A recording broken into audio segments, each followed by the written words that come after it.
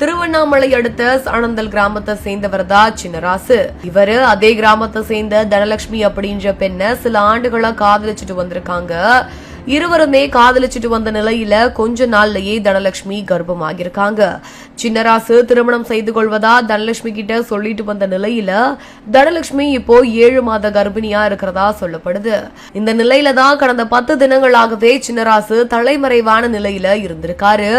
இறுதியில பொண்ணு ரொம்ப குட்டியா இருக்கு, நான் கல்யாணம் பண்ணிக்க மாட்டேன் அப்படின்னு சொல்லி அந்த இளைஞர் சொல்லியிருக்கிறதா சொல்லப்படுது. இதனால வேதனையோட அந்த பெண் அனைத்து மகளிர் காவல் நிலையத்துல சின்னராசு மேல புகார் கொடுத்தாங்க. அவர் மேல வழக்கு பதிவு செஞ்சு கைதுக்கான ஏற்பாடுகளையும் செஞ்சிருக்காங்க. இதனால பயந்து போன சின்னராசு தனலட்சுமியை நான் திருமணம் செஞ்சுக்கிறேன் அப்படின்னு சொல்லி ஒத்துக்கிட்டு இருந்திருக்காரு.